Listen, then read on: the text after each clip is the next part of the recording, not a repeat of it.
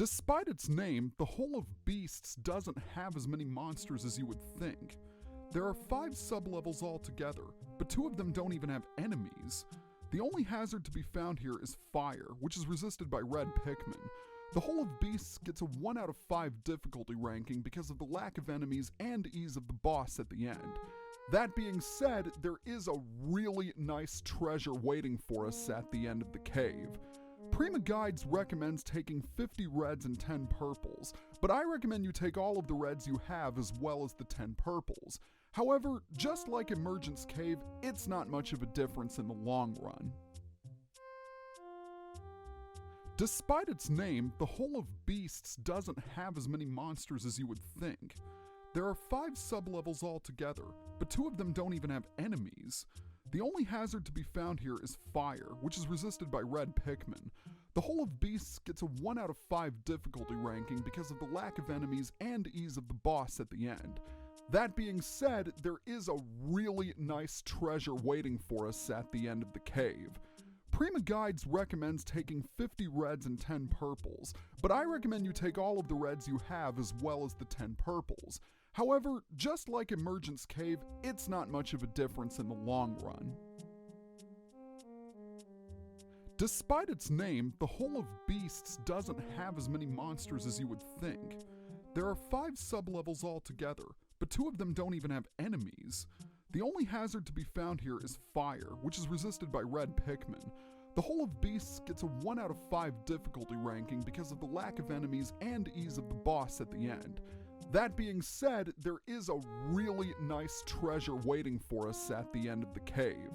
Prima Guides recommends taking 50 reds and 10 purples, but I recommend you take all of the reds you have as well as the 10 purples. However, just like Emergence Cave, it's not much of a difference in the long run. On cue, the first cave of the Awakening Wood and the second cave overall, Hole of Beasts, Sub-Level 1. This cave is pretty simple. If you can handle the Emergence Cave, you can handle the Hole of Beasts. However, unlike the Emergence Cave, there is a boss waiting for us at the end. To start things off, we're going to head all the way up here where we will be greeted by some sheer grubs. But things are going to be a little bit different this time because not only do we have female sheer grubs, we have males. Male sheer grubs are more dangerous than the females because they can actually eat your Pikmin. However, it should be noted that they are much easier to deal with in this game than they were in the first because you can actually swarm them without having to lose a Pikmin. Very nice indeed.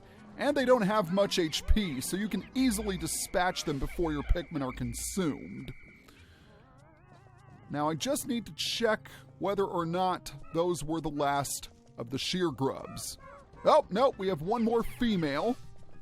And now we have none left, which is just the way I like it. Anywho, we have a treasure. And if you know your Nintendo history, you will know that this is in fact the D-pad to a Nintendo GameCube controller. Very, very nice. I know some people who will defend the GameCube to the ends of the earth. I honestly thought it was an alright console. But I definitely prefer the Wii and the Switch over the purple lunchbox. But, you know, to each their own. This is the Stone of Glory. I always liked that name. That name always struck a chord for me. And that sound indicates we have collected all of the treasure on this sub-level. So let's go ahead and enter the next one. Onwards and upwards. Or should I say onwards and downwards? Get it? Because we're jumping down a hole? I'm not that funny. Let's just start sub-level 2 of the Hole of Beasts.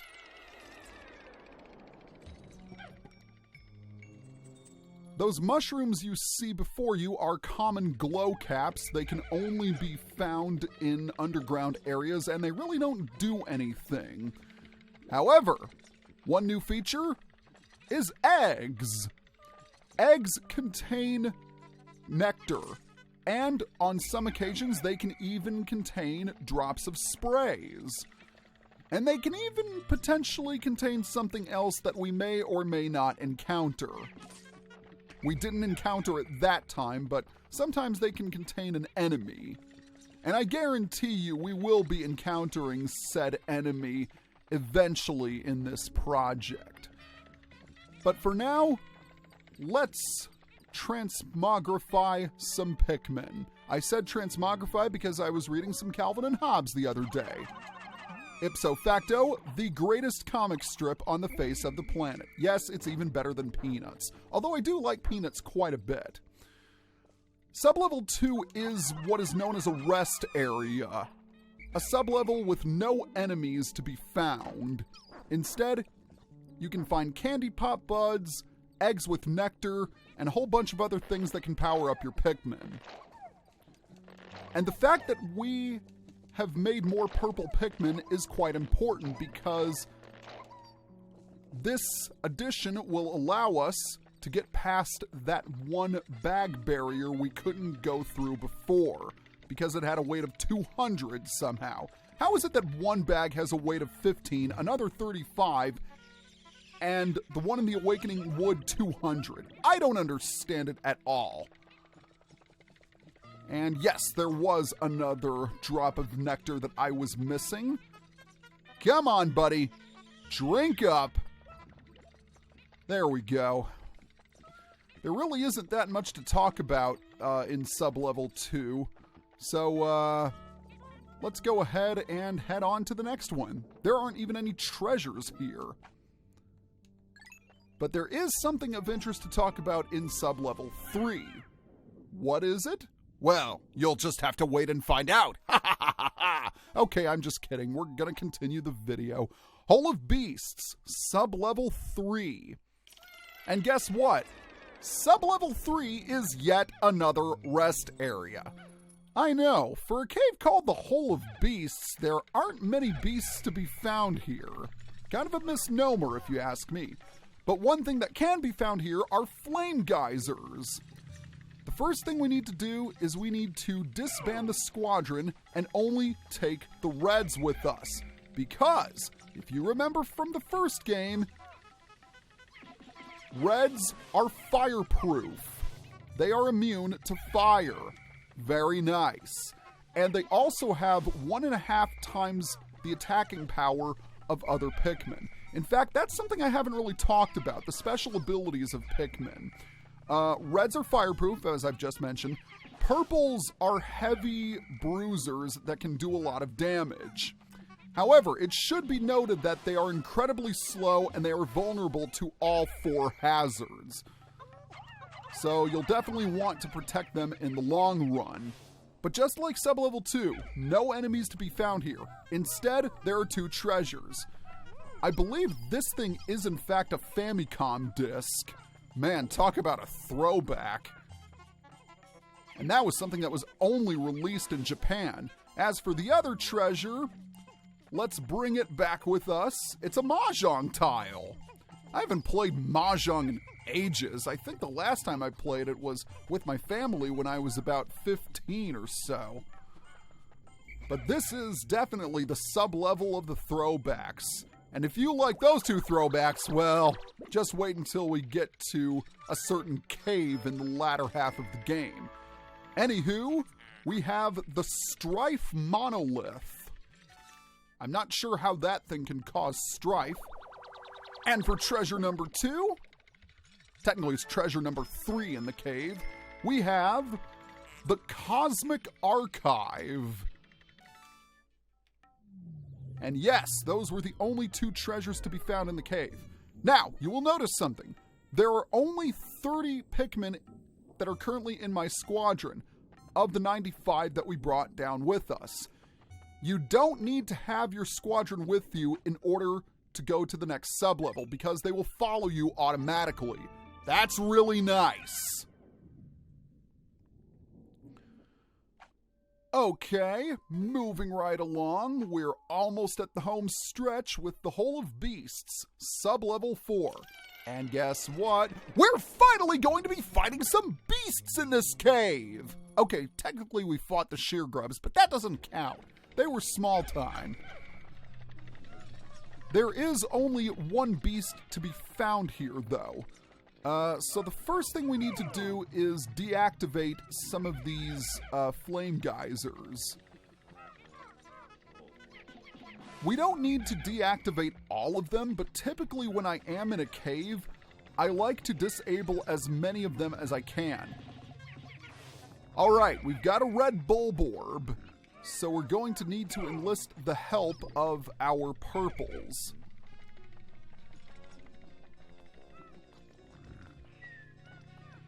Once again, you'll need to approach the red bulborb from behind and then throw. Throwing at it from the front is a risk. But check it out! Red bulborb held a treasure. And if you know your Nintendo history, you will know that this thing is in fact one of those classic Game & Watch handhelds. It's funny because the Game & Watch handhelds didn't really get that much attention until Mr. Game & Watch was revealed as a playable character in Super Smash Bros. Melee. But anywho, this is the Dream Architect. No. We do not need to drag Mr. Red Bulborb back with us because, well, he's only worth about 7 Pokos. Although I do have to say, it is kind of funny that he is sitting under the light of the ship. Or should I say, lying down because he's dead and all. Okay, that's not important. What is important is that we have another treasure to find. And it's right in here. Well, I guess our luck is finally changing because we have a playing card. Here's an interesting fact. Did you know that Nintendo originally made playing cards before they entered the video game market? I know, mind-blowing. You learn some fascinating facts when you do some research ahead of time before you start another Let's Play. And who knows, maybe I'll be on a quiz show one of these days and that fact will come up. I highly doubt it, though. Anywho, since it only has a weight of 1, it's easily brought back. And after we absorb this treasure, I know for a fact that there is an egg somewhere around here. An egg that we can use to get some more nectar. This is the Luck Wafer. I have to say, that might be one of my favorite treasure names in the game, because it's strikingly accurate and it sounds really cool. Okay, no more treasure to be found here, so let's go ahead and flower these guys up. Because we're going to need almost everyone to be flowered. Okay, we still have 1 leaf left over, but that shouldn't be an issue. So, when you are ready, head through to the next sub-level. We are officially in the home stretch now, because we have gone down to sub-level 5 of the Hole of Beasts. And there is something really odd beneath us. Final floor! Take a look at the imprint. There's a reason that it's here. And there is the reason. Okay. Before I start the boss fight, I'm going to disband the squadron, and I'm going to take the reds. You could use the purples for additional damage, but I don't want to risk them getting killed. So when you are ready, throw Pikmin onto the boss, and she reveals herself to be Empress Bulblax, the first boss in the game. Defeating Empress Bulblax is pretty simple. You need to throw Pikmin onto her until she shakes them off. Then she will roll back and forth in an attempt to squash your Pikmin. And you can avoid this attack easily by calling your Pikmin back when they're shaken off. It definitely takes some time to get the pattern down, but once you do have it memorized, the Empress is pretty simple. for now.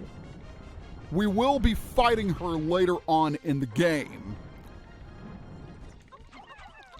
Alright, she's in the yellow health region, so that's good.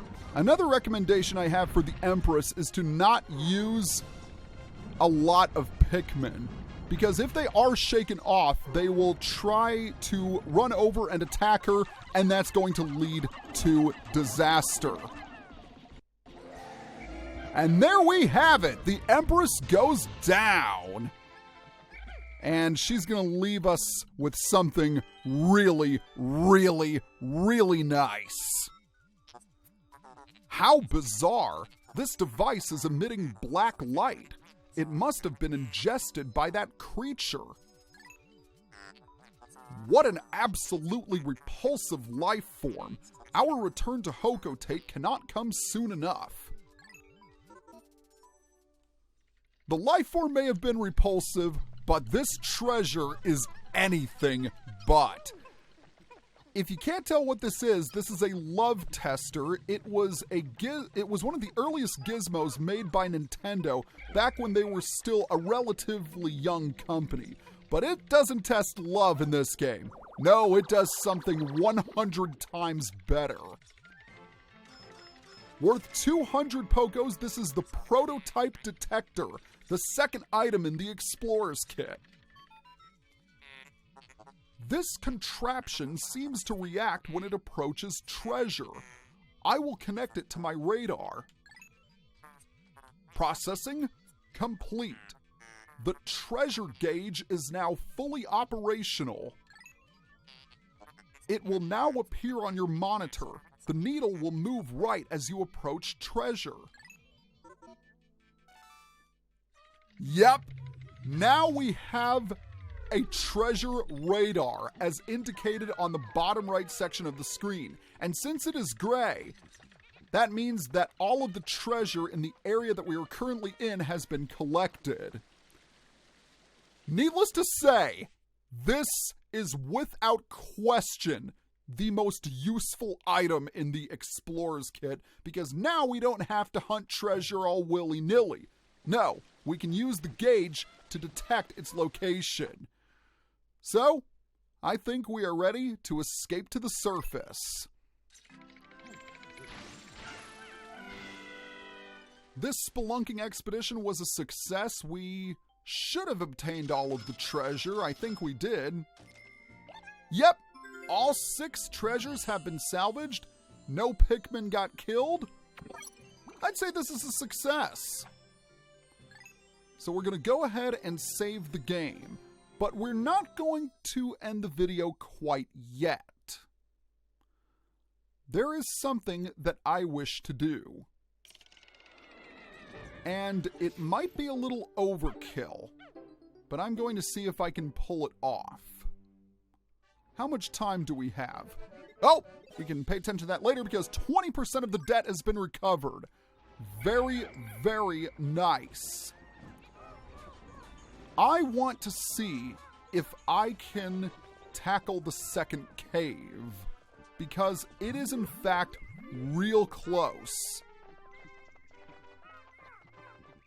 We're going to throw our purples onto the bag. But first, the ship has something to say. Olimar, Louie, the sun will be setting soon. Call all of the Pikmin to you.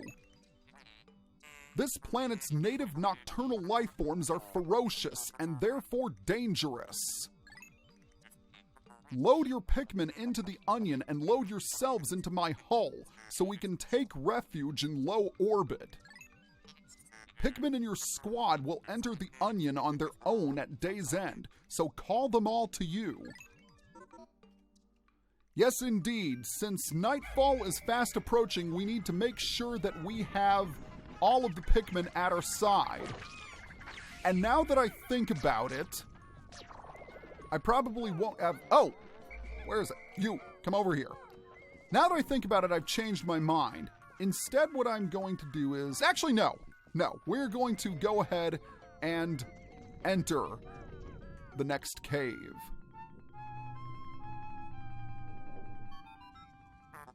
Astounding! My metal detectors are reacting violently. What could be down below? If you find trouble below, press the start/pause button to contact me and press the R button on the radar screen. The exploration pod will drop its loot to make room to carry you, Louie, and the Pikmin to safety. Alright, let's go ahead and enter the White Flower Garden. See you guys next time.